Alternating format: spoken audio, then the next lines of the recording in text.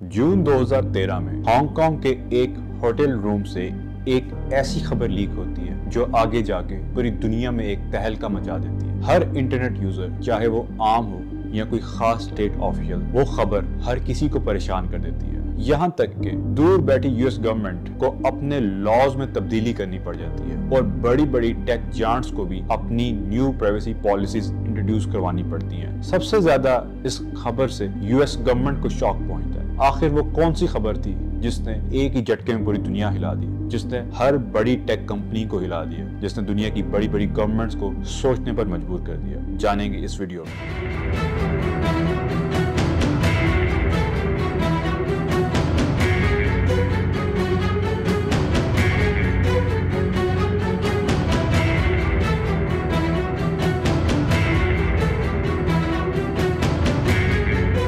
अस्सलाम वालेकुम, मेरा नाम है मोहम्मद वलीद। अगर मैं आपको कहूँ कोई शख्स हर वक्त आपको देख रहा है तो आपको कैसा लगेगा? जब जब आप फोन इस्तेमाल कर रहे हैं, आप फोन पर क्या एक्टिविटीज कर रहे हैं, कौन सी तस्वीर कितनी देर देख रहे हैं, कौन सी वीडियो किसको भेज रहे हैं, किससे क्या बात कर रहे हैं, आपके एक एक मैसेज, एक एक वीडियो चैट, यहाँ तक कि आप कहाँ जाते हैं, हर चीज पर कोई नजरें जमाए बैठा है। यकीनन आप ये सुनकर परेशान होंगे। अगर आप परेशान हैं तो मैं आपकी परेशानी में मजीद इजाफा करने जा रहा हूँ। ये शख्स कोई और नहीं बल्कि अमेरिकन खुफिया एजेंसी CIA है। हम में से बहुत से लोग इस बात से वाकिफ हैं जो गूगल, फेसबुक या एप्पल, सैमसंग, जिन टेक कंपनीज को हम इस्तेमाल कर रहे हैं, हमारा डाटा, हमारे डिजिटल फुटप्रिंट्स इनके सर्वर्स में स्टोर हो रहे हैं। लेकिन इस बात को बहुत कम लोग जानते हैं, ये सारे सर्वर्स का एक्सेस CIA के पास है, जो कि एक अमेरिकन खुफिया एजेंसी है। इस बात का इंकशाफ 2013 में हांगकांग के उसी होटल रूम से हुआ और ये बात का इंकशाफ किसी और ने नहीं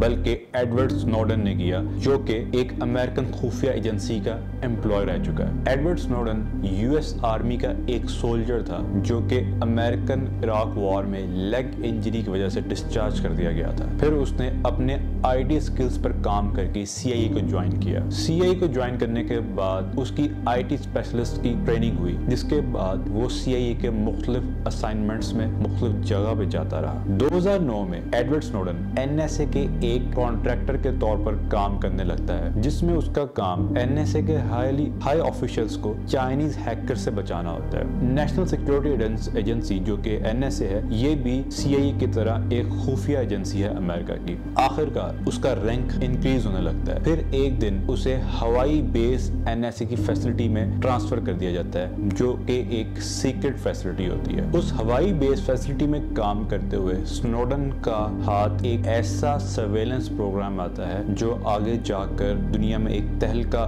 मचाने वाला था। उस खुफिया प्रोग्राम का नाम होता है प्रिज्म। NSA बहुत पावरफुल सर्वेलेंस टूल होता है जो कि NSA को, यानी कि अमेरिकन गवर्नमेंट को, गूगल, फेसबुक, याहू, एप्पल और सैमसंग जैसे टेक कंपनीज के सर्वर्स का एक्सेस देता है। वहां स्नोडन को ये मालूम होता है कि आपका हर ईमेल, हर video chat, search engine history और सोशल मीडिया मैसेजेस कलेक्ट किए जा रहे हैं और ये सब डाटा स्टोर हो रहा है। और ये सर्वेलेंस किसी सस्पेक्टेड टेररिस्ट पर नहीं बल्कि हर आम खास इंटरनेट यूजर पर हो रहा होता है। स्नोडन के लिए ये खबरें बहुत शॉकिंग होती हैं, यानी कि आपकी हर एक्टिविटी प्रिज्म जैसे प्रोग्राम को फीड कर रही होती है। यहाँ पर मजीद काम करते हुए स्नोडन एक और डिस्कवरी करता है और वो है मेटाडाटा। मेटाडाटा क्या है? मेटाडाटा एक ऐसा प्रोग्राम है जहाँ पर आप किससे बात कर रहे हैं, कितनी देर बात कर रहे हैं और कहाँ जा रहे हैं, यहाँ तक कि आपके पॉलिटिकल बिलीव्स क्या हैं, ये सब कलेक्ट किया जा रहा है। वैसे पॉलिटिकल बिलीव्स की बात करते हुए एक फेमस 2018 का स्कैंडल याद आ गया, जिसमें ट्रंप पर एक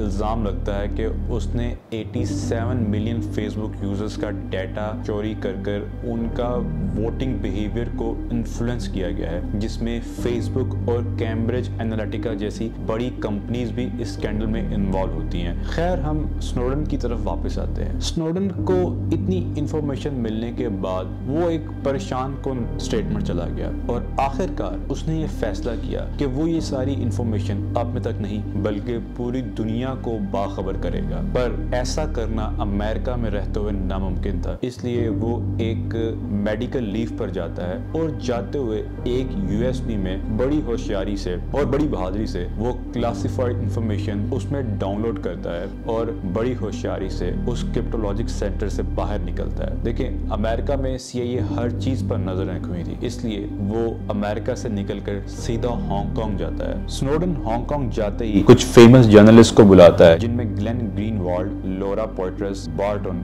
और एमिन जैसे नाम शामिल है, और वो हजारों क्लासिफाइड फाइल्स इनके हवाले कर देता है। जैसे ही ये खबर द वॉशिंगटन और द गार्डियन जैसे फेमस पब्लिकेशंस में पब्लिश होती है, पूरी दुनिया की नजरें हांगकांग के उस होटल रूम की तरफ होती हैं, यानी कि स्नोडन की तरफ। उस तरफ यूएस गवर्नमेंट एस्पेनेज एक्ट 1917 की वायलेशन के तहत स्नोडन के अगेंस्ट चार्जेस इशू करती है। अब स्नोडन वांटेड था और स्नोडन ये बात जानता था कि हांगकांग में CIA का बहुत स्ट्रॉन्ग होल्ड है, इसलिए वो हांगकांग से निकलने की कोशिश कर रहा होता है। उधर CIA हांगकांग में स्नोडन की तलाश शुरू करती है। जैसे ही वो हांगकांग से निकल के रशिया की फ्लाइट लेता है और जैसे ही रशियन एयरपोर्ट पे लैंड होता है, उधर से स्टेट डिपार्टमेंट स्नोडन का पासपोर्ट रिवोक कर देता है, यानी कि अब वो एक स्टेटलेस हो जाता है। इसलिए रशिया उसे एयरपोर्ट से बाहर नहीं निकलने देता। वो पूरे 1 महीने तक मॉस्को के शर्मेटेवो एयरपोर्ट पर फंसा रहता है। आखिरकार रशिया उसे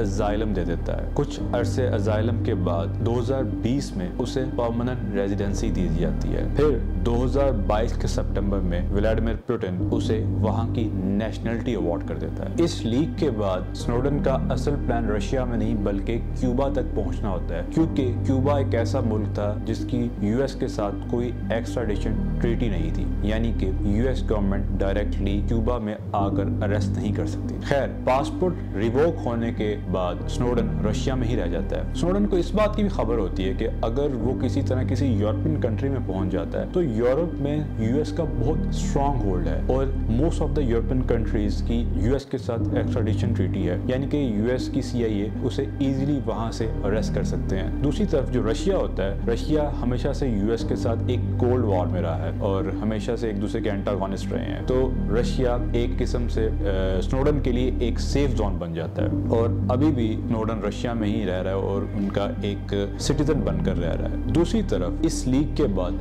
यूएस गवर्नमेंट को बहुत क्रिटिसिज्म फेस करना पड़ता है, अपने लोगों से भी और बाहर की गवर्नमेंट से भी, क्योंकि जो उस वक्त की चांसलर थी Angela Merkel, German chancellor, CIA ने उनका फोन भी टैप किया होता है, जिसकी वजह से बहुत सा बैकलैश फेस करना पड़ता है। ऑल्दो स्नोडन यूएस में वांटेड है, बट उसके इस काम के बाद यूएस गवर्नमेंट को अपने उन लॉज में तब्दीली करनी पड़ती है जो ये पहले प्रोटेक्ट अमेरिका के नाम पर डेटा इकट्ठा कर रहे थे। दूसरी तरफ बड़ी टेक कंपनीज, गूगल, फेसबुक, इन सब कंपनीज को भी अपनी प्राइवेसी पॉलिसीज में तब्दीली करनी पड़ती है, क्योंकि इनिशियली ये कंपनीज भी इस चीज को डिनाई कर रही होती हैं उनकी इन्वॉल्वमेंट से, बट आहिस्ता आहिस्ता जो क्लासिफाइड इंफॉर्मेशन है उनसे इनकी इन्वॉल्वमेंट क्लियर हो जाती है और इन्हें भी अपनी पॉलिसीज में तब्दीली करनी पड़ती है। एडवर्ड स्नोडन अब तक एक कंट्रोवर्शियल शख्सियत है। कुछ लोगों के लिए वो एक हीरो, बट कुछ लोगों के लिए वो एक गद्दार भी है। आप हमें जरूर बताइएगा कि आप स्नोडन को क्या समझते हैं। अपनी कमेंट से जरूर आगाह कीजिएगा। Thank you.